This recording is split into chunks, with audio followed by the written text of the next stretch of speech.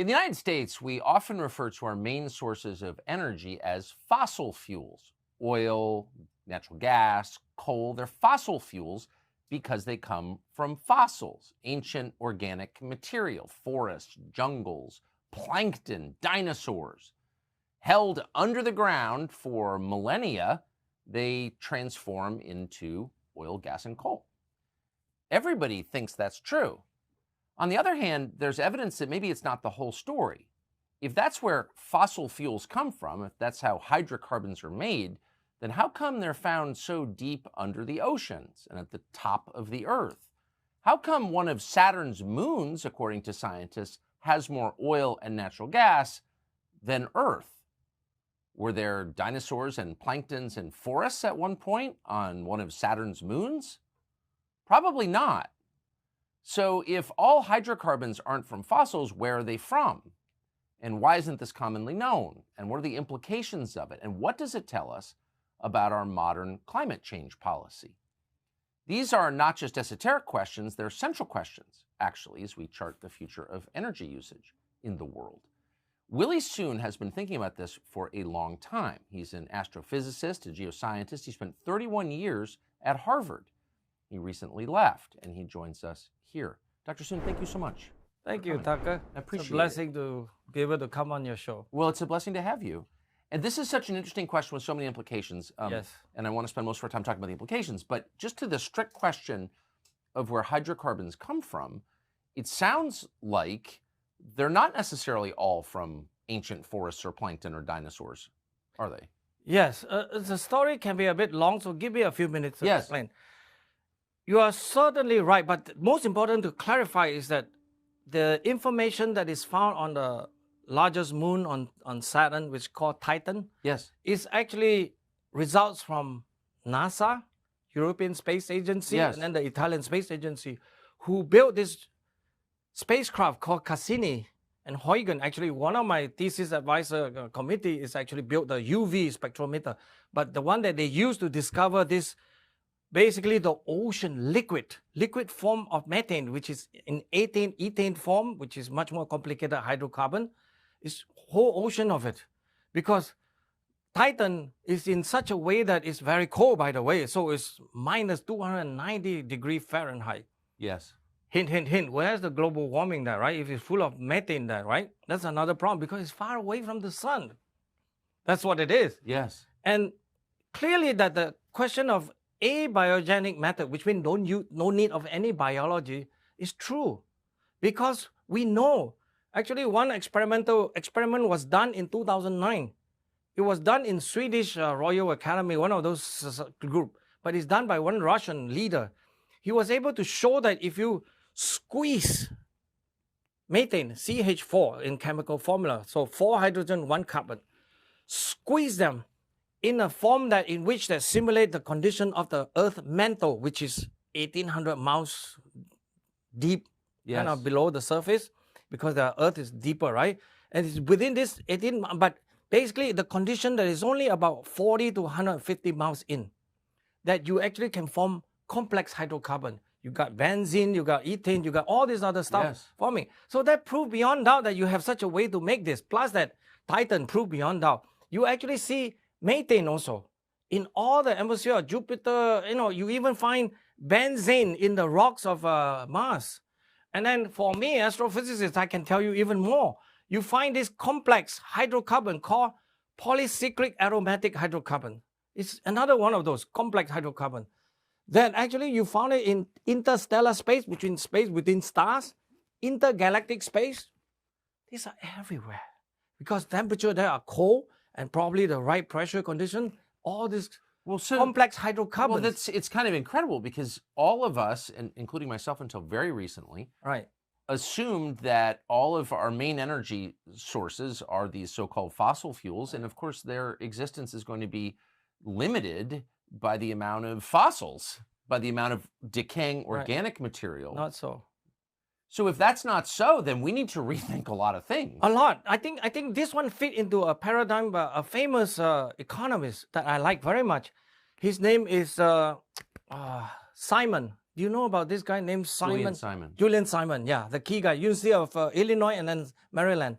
He was the guy who said that the ultimate resource of humanity or Earth is actually not all this material thing like uranium, gold, because uranium, there are far more uranium in the oceans than on the land, right? You have 4.5 billion tons of uranium in the ocean. You have only 17 million tons of that.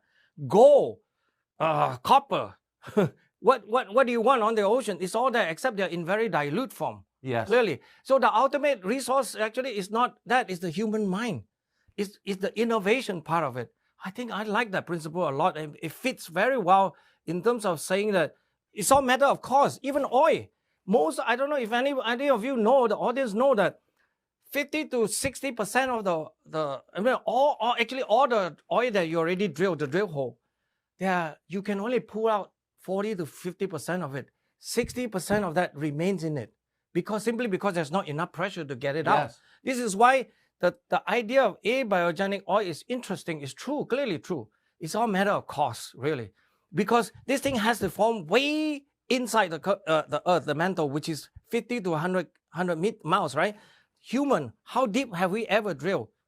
Only the skin, which is only 5 miles maximum, 5 to 6 miles basically. That's at most that we can drill. And then all this stuff had to permeate into the reservoir. I got this information from the top people that physically have to look for oil every day. One of my friends, Joseph Limecooler from Beacon Energy, offshore energy. Those are the guys who work day in and day out to bring us the energy, actually, the oil that we need. So why don't most people know this? Why do most people think that the gasoline in their car was, by definition, have to be limited?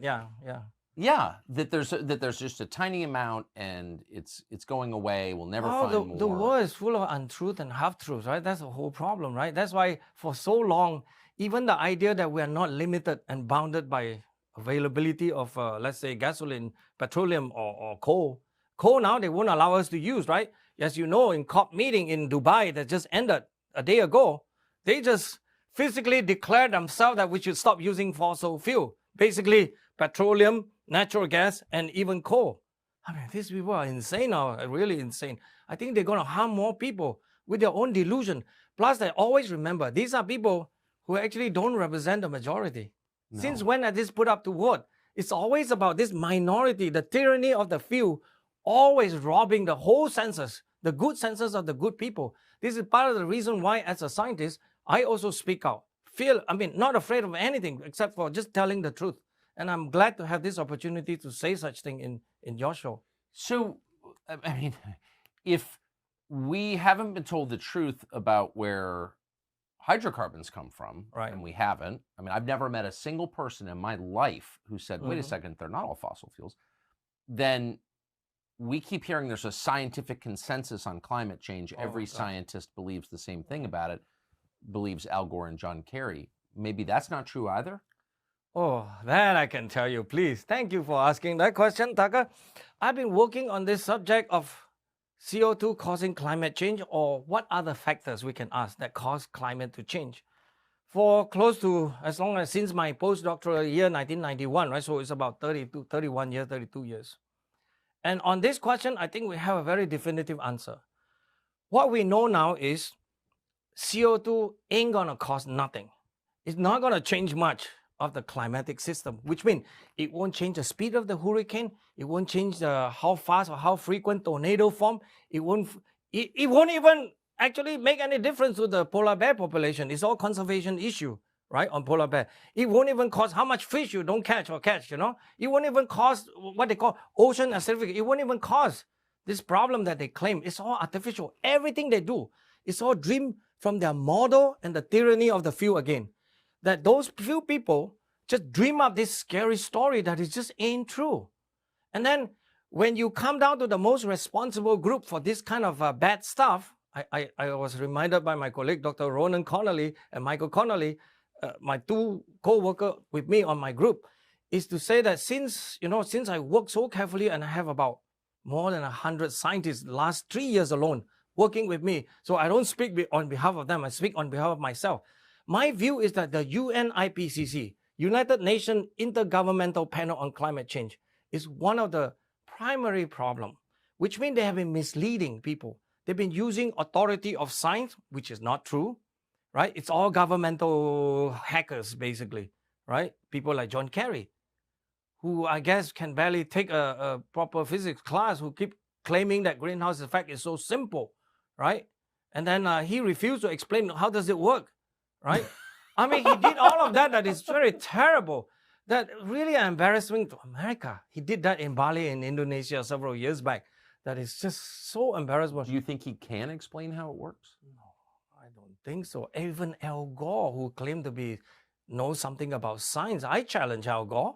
I did some of that in his face, actually.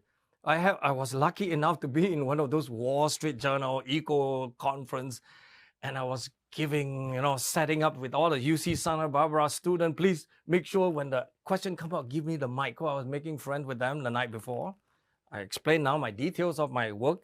So I got the mic and I asked questions about Al Gore, because one of the primary sad things that they refuse to recognize, that I know you know that in even grade school sciences, CO2 is a gas of life. When you have more CO2, the plant kingdom, the whole ecology, even the oceans, gonna have more, basically, ability, more fishes, more everything. More life. More life, essentially. That's why it's called gas of life. And these people want to demonize it as some gas that can cause global warming, can cause hurricane to run faster or weaker. I don't know what they want. To have more rain, more droughts, and all this other nonsense that they claim. All of that, it just ain't so. That's the problem.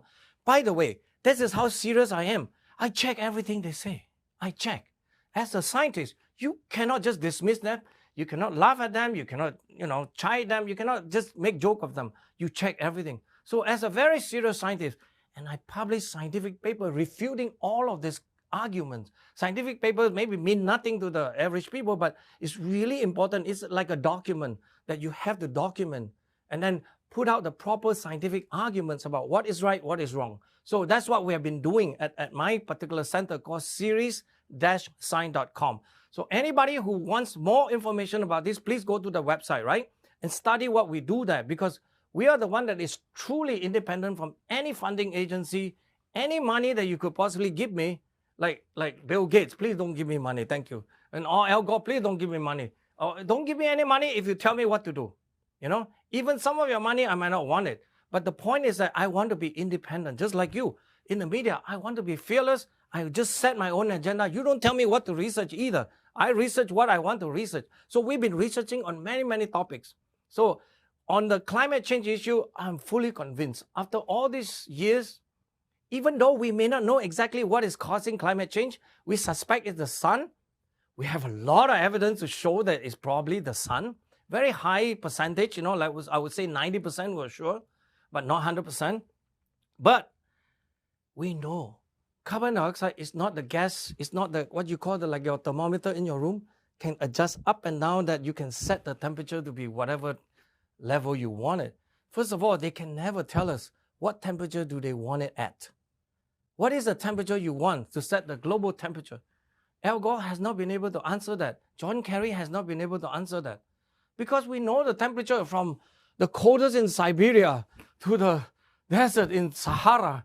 I mean, these are huge, at least 100 degrees or more kind of differences. Yes. I mean, who are you to tell me which temperature is the correct temperature where you guys are talking like that? They are talking as if they are pseudo-God, they're God themselves. I mean, these people are so ambitious that in some sense, I think we have to keep their ambition down a little bit. I mean, these people are not contented, just like what you put out there. You cannot be ambitious when you're contented, but these people are so out of their mind in some sense that I think is misleading. And somebody had to speak out against them. I think you are one of those who consistently point out their hypocrisy, right? And I really find that the whole problem of this global warming is a complete nothing, which means we should do nothing about it. Just go on and live life and adapt to it, right? So of course I agree completely, but here's what I don't understand. Global temperatures have dramatically fluctuated within the period that humans left records. I mean, not that long ago. I mean, there are cities underwater because sea levels have risen within recorded history. Mm-hmm. The signs of the glaciers are all around us. Yes. So that was all before the internal combustion engine. How do they explain that? This is the problem. They admitted, a lot of them admitted, they willingly admitted. You can read all Well, the you can't literature. deny it. I mean, we had glaciers and then they are melted because they of are global forced to warming. confess. I mean, these are the confession time. It's the sun, actually, that does a lot of this. The glacier, like there's a period called Little Ice Age, Yes. from about 1300 to 1900, right, very cold.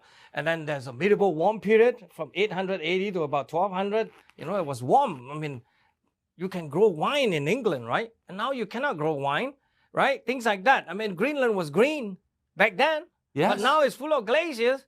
Ice is coming in. So what are you talking about exactly? And it was the sun, actually. The sun fit quite well. As far as we know, in terms of deducing the information of how does the sun, how bright was it, how dim was it? Basically, just like that. Just the amount of light coming out from the sun. Very tiny percentage, by the way. Very small. It's on the order of less than 1%, but it's more than enough because there's another effect that is very, very important. It's basically because the sun, the Earth is forced to go around the sun, and then the orbit change ever so slightly because of perturbation from all the other planets. Yes. Jupiter, Saturn, and even Venus and Mars, they are actually controlling what we do. And the moon, of course, is very important. But that other factors, the orbits, plus the changes of the sun by itself, between how bright, how dim it is, these two factors can explain just about everything that we know. All the data that I have, actually.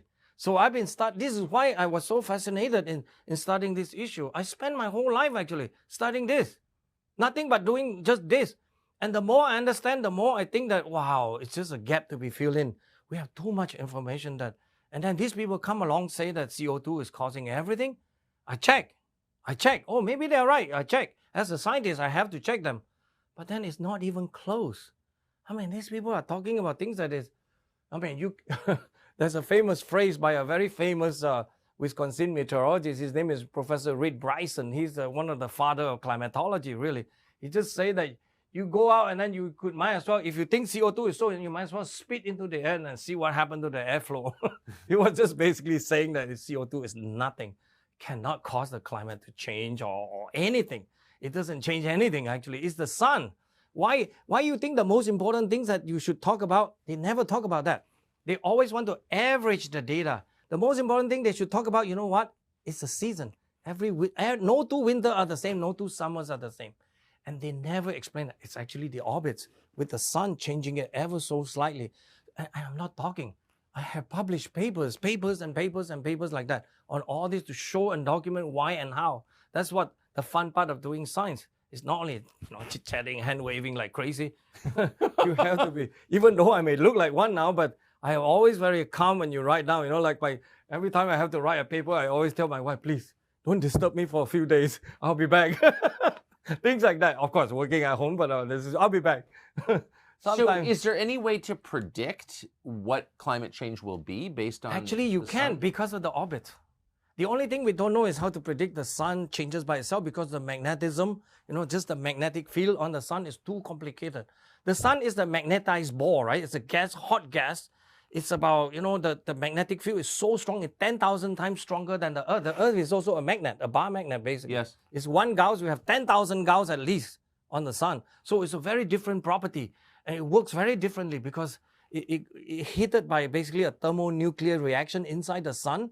So it created all kinds of hot gas behavior that is very difficult to try to master or even to model using mathematical equation. Actually, it's much easier to study the Earth than to do the sun. So that's part of the problem in scientific tasks, the physics task. They're very difficult. But then we learn a lot. We learn a lot through just watching the sun. Galileo Galilei, right? He pointed his telescope.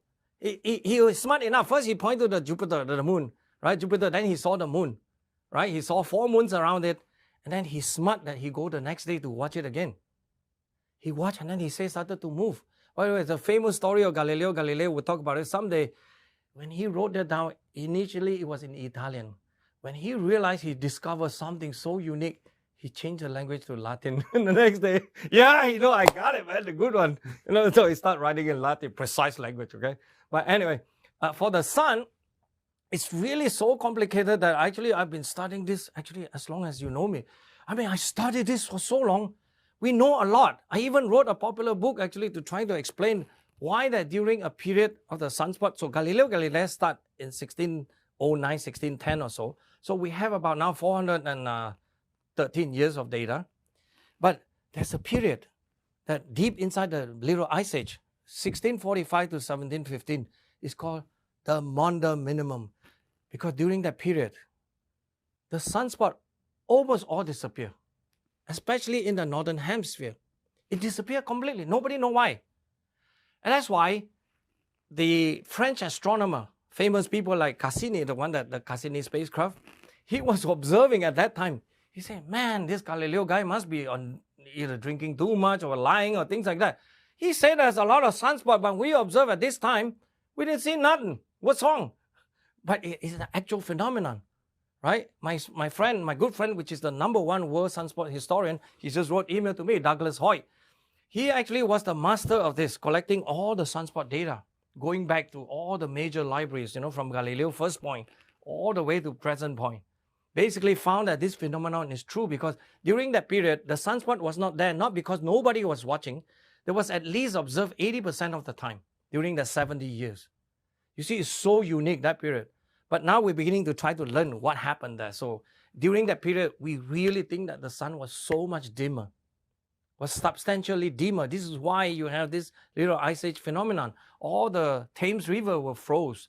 We have the Thames River in England, well known, and then all the ice skating thing, in Holland, all the different culture.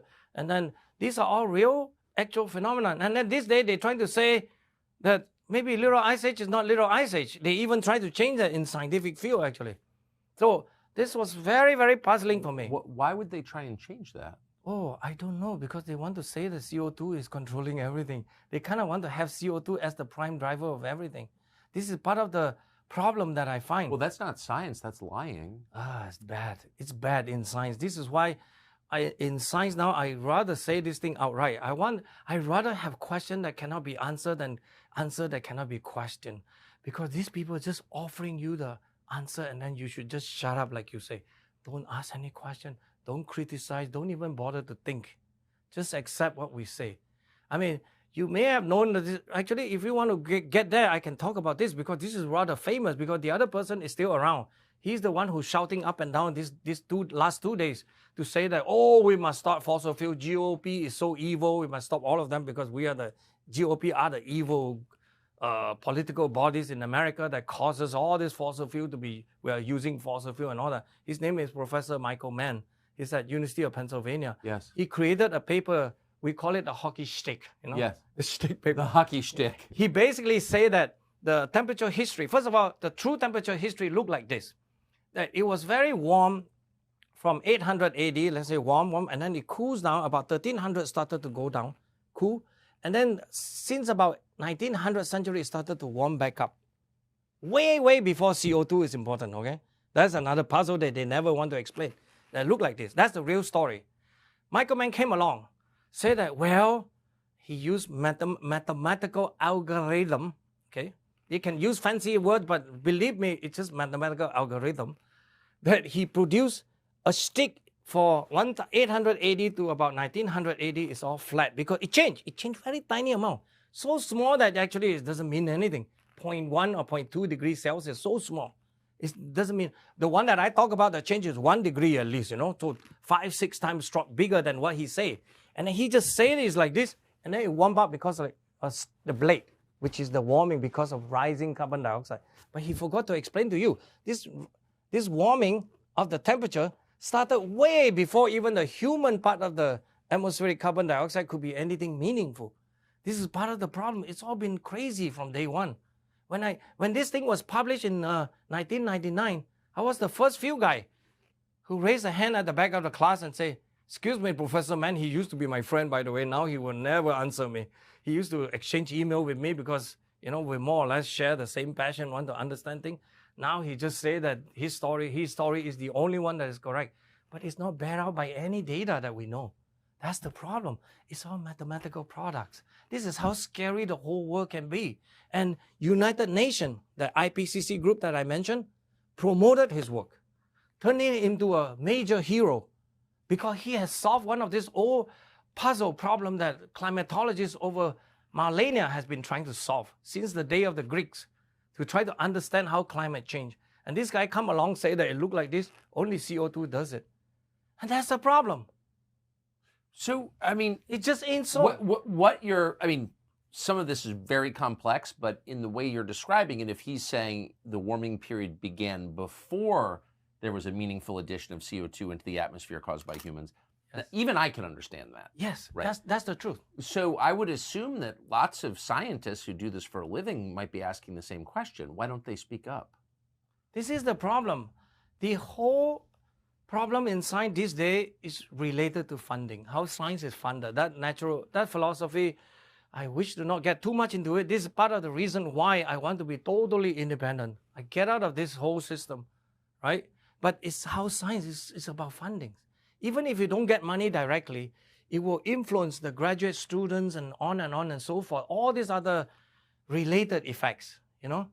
And many people are afraid to speak out. But I tell you, if you really put all the scientists to an honest kind of polling, if it's science, but science is not about polling too. All it takes is one to be correct. Yes. That's the problem, right? Einstein used to, when he formulated the famous general relativity or special relativity, actually, that was criticized. That basically talk about speed of light is constant. So time and space are relative. Yes. Right? Time can be dilated. Space is also slightly different because the speed of light is constant. Special relativity is based on that concept. Then 100 of these Berlin academicians try to write a pamphlet, say that Einstein is wrong, but never offer why. What is the details that is wrong? And then Einstein indeed answered like this. Why would you need 100? You know, if I were to be wrong, one would suffice. I mean, that's the theme of the science. Science is so bad because it's so totally upside down, inside out. COVID is another case, you know. So let's stick to climate stuff. People are afraid to speak out. I don't know why, actually. I was young. I had to worry about my 3 kids, where they eat and all that stuff. You know, buffet all the time, just kidding. The greatest American invention. All you can eat. This is truly entrepreneur, by the way. Anyway, we have enough food. No problem. That's why food, I don't think, is also a problem in this world. Even material resources, right? All you think is have to think like Julian Simon type. You know, we can generate everything. The only problem we have is lack of imagination, narrow-mindedness, and all this anti-America sentiment, put it this way. America is among the best hope for humanity, you know, to put forward. We have the foundation document, the Constitution, for God's sake. That is the most beautiful thing that we could ever imagine. And why don't we use it properly, right? People are just trashing on it every day, right? Anyway, I digress.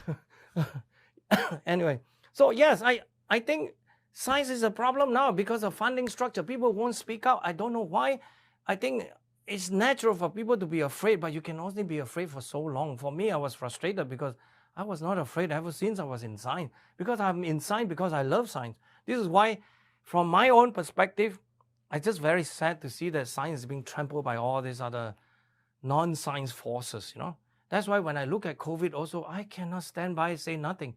On COVID-19, there's so many things wrong with it. That's why I want to pre-advertise. With my group, series.science.com, we work with a bunch of people. One of the good guests for you, potential, will be Professor Harvey Rich. He said he's been interviewed by you twice. Yes. Even guys like Bob Malone, we work together, produce a paper. So when the paper come out, hopefully we can have them on your show so that yes, you can tell more story. We want to provide the medical community or even the world to document this episode of dark ages in medical sciences. Something went terribly wrong.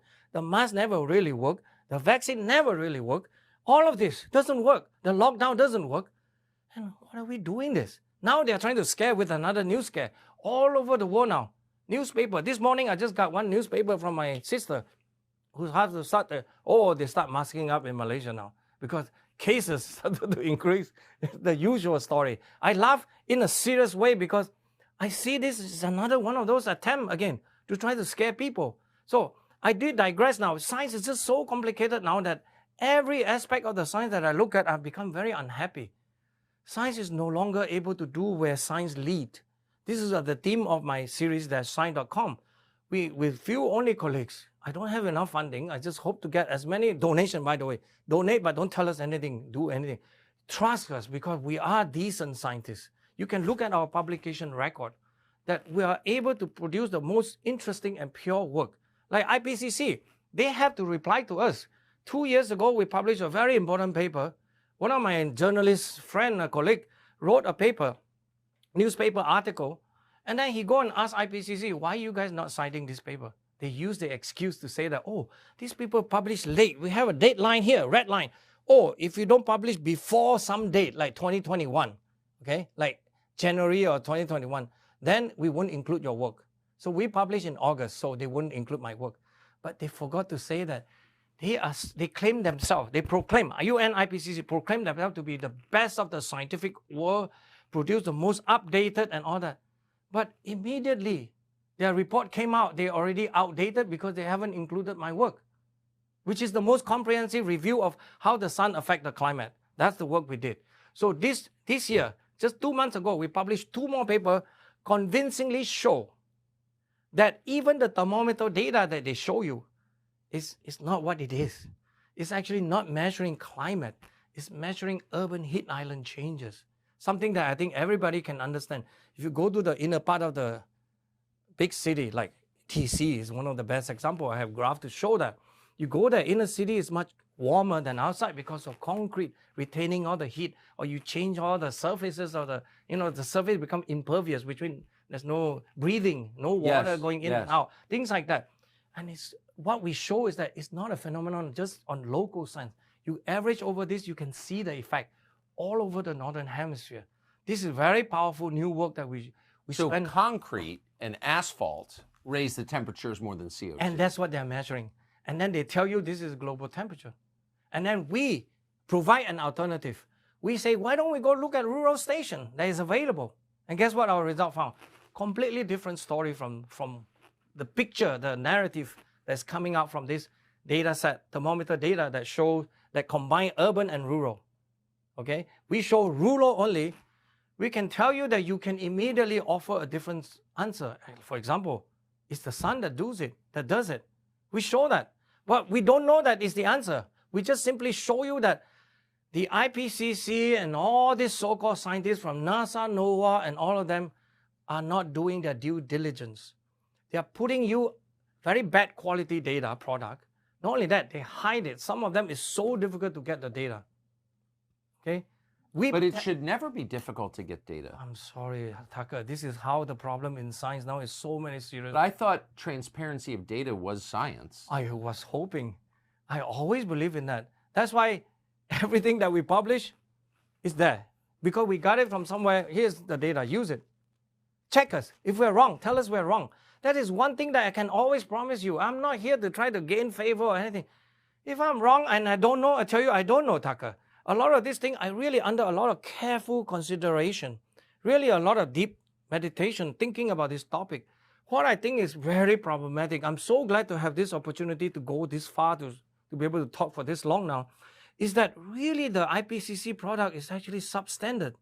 Of course, they have a different mandate. Their mandate is political, right? To provide policy. We understand that. But how many people really understand that pure science doesn't support anything they say? I mean, in the beginning of this COP28 meeting, the chairman, or this guy from UAE, United Arab Emirates, the chairman, I don't know his name, Sultan Al-Jaber or something, he was saying that there's no scientific reasoning to say that we should phase out fossil fuels. He's right. But then he backed off because of all this, everybody's herd mentality, everybody's doing the mad thing. Science is not about that. They all agree now. They all agree to phase out, right? For some kind of agreement. That everybody declare that they're going to do that they're going to phase out. I don't even know how, actually. Why? Why are you doing this? And then one of the claims is that they're going to triple the amount of solar and wind power. That is a sad story. Of the amount that we spend that we can document, some $3.6 trillion. They spend almost $2 trillion on solar and wind power over the last, 5-10 years or so. And then what they did is that they spent more of the money, $2 trillion on solar and wind. And solar and wind can only account for only 3% of the world power, 85% from fossil fuel, as you can see, hydropower and nuclear. Nuclear is another puzzle. I checked with all my nuclear expert friends that have been working for years on nuclear power. Nuclear power is one of the saddest stories. I believe that we actually have almost a solution in hand. Not the fusion, of course. It's the the fast reactor, or the good generation of nuclear power. Peaceful use of that won't even generate nuclear weapon. We can do all of that technology. The only thing barrier is red tapes, environmentally scared of radiation. All these are the problem. We almost have all of that in hand. The power can last. One estimate shows that if we were to use it at the demand of that by 2050, we can have enough power for 2,700 years. That's far more than any of the fossil fuel can promise. And we're still not doing it. We're not doing. America is so far behind now. We just make one in Georgia, one of the nuclear plant, that is so overcost because of all the red tape. That is so embarrassing. Their numbers. I mean, it costing 1,000 or 2,000 times even more than what Korea, and even Korea now is a major guy who make this nuclear power plant for different any country who wants to do it, right? I mean, Korea, India, they are making it at much cheaper cost. And the design, French designs are the best, right? French, they're all doing that. And we're not doing it. China, of course, left and right doing that. But we're not doing anything.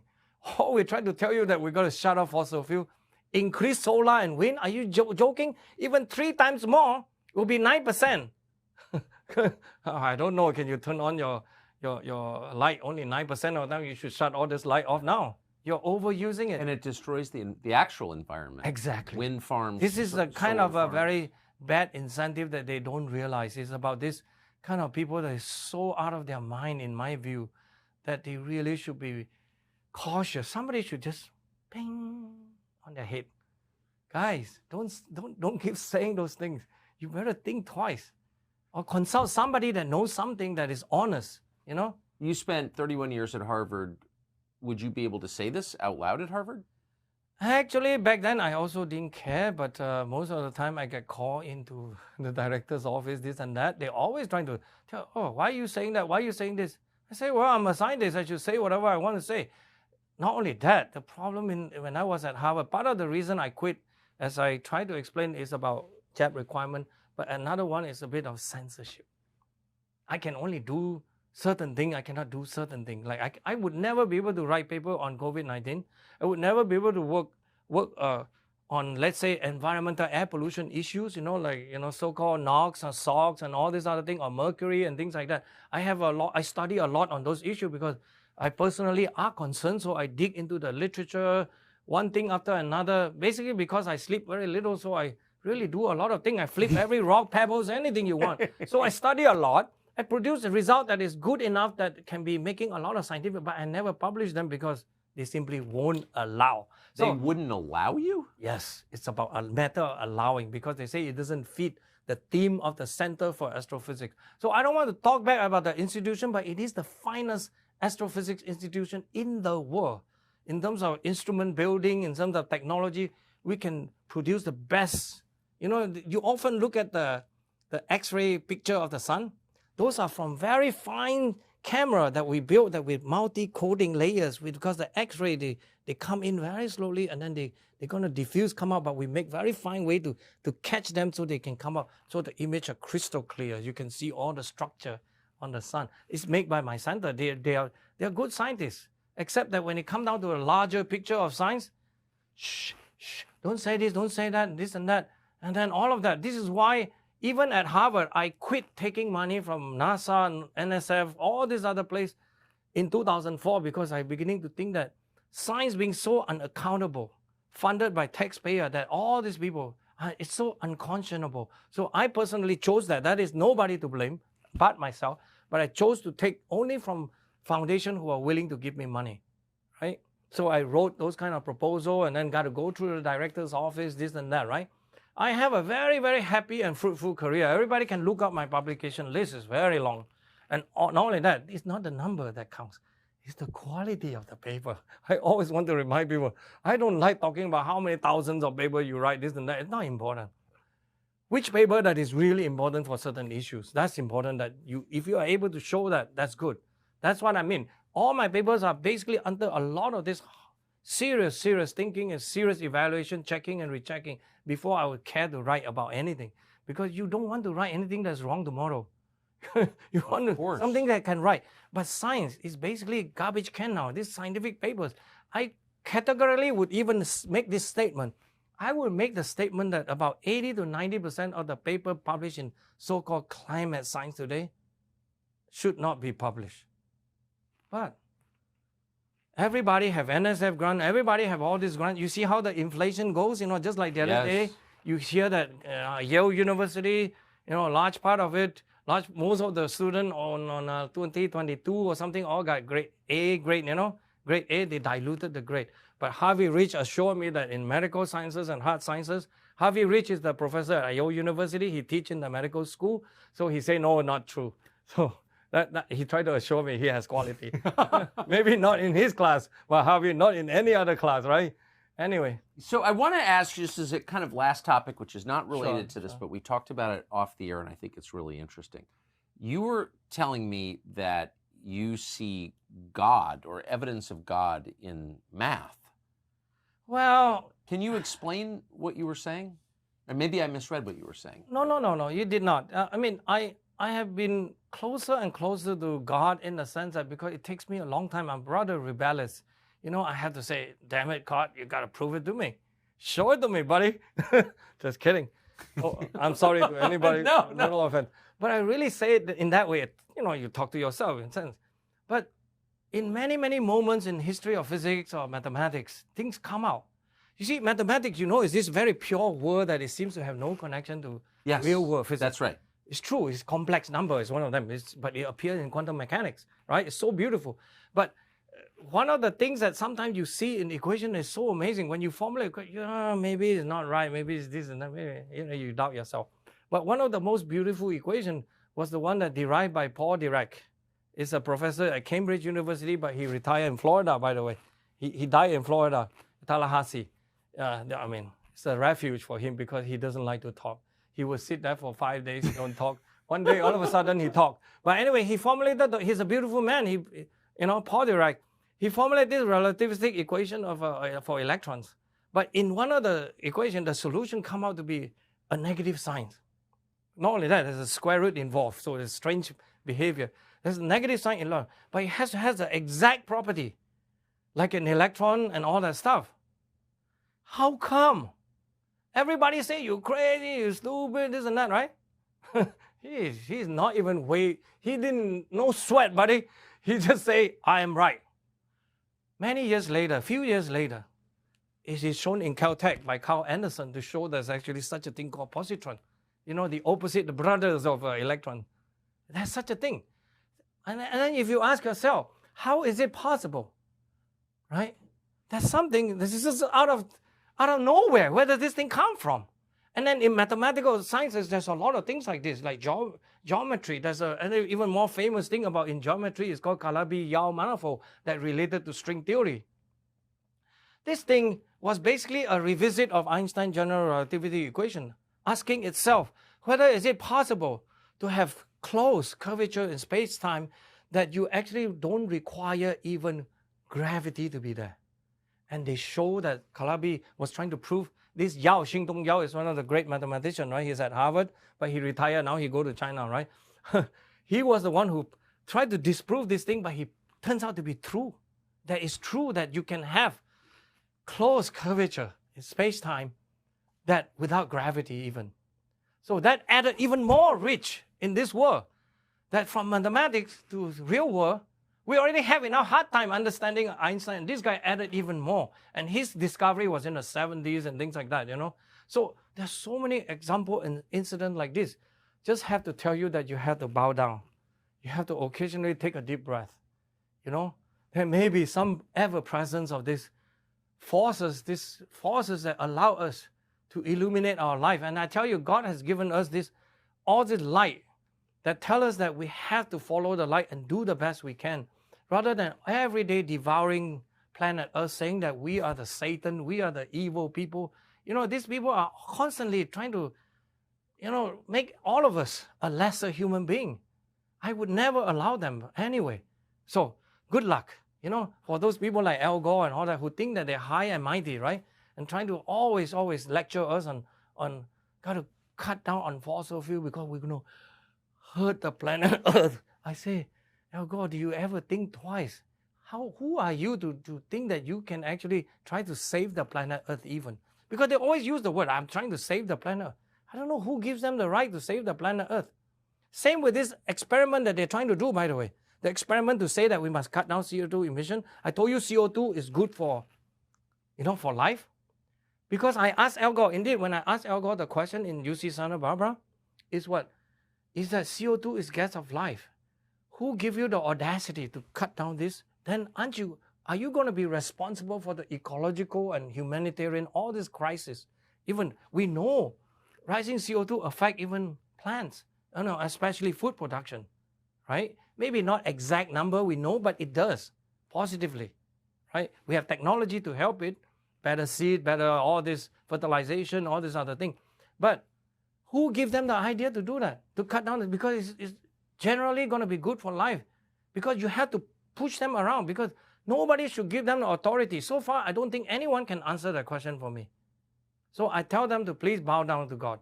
Really answer to that question first before you do anything else, because it's ridiculous for them to claim that they have the upper moral and ethical high ground to try to prescribe everybody to live in certain conditions that they choose.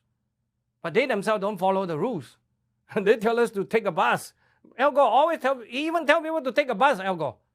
My God, I say, Al Gore, you take a bus from Tennessee to Massachusetts, I'll be waiting for you down there. Please. I mean, this guy is just out of this world, man. I'm sorry, Al Gore, but you can still call me. Can you, Willie Soon, thank you. But before you go, last thing for viewers who want to know more about what you do, can you say once again where they can read it? Please, I hope that I don't disappoint anyone, but please come to series-sign.com. And I want to make one plug for my good friend, Hal Shurtleff. As I get older and older, including my own kids, 3 kids has been going to the Camp Constitution at New Hampshire.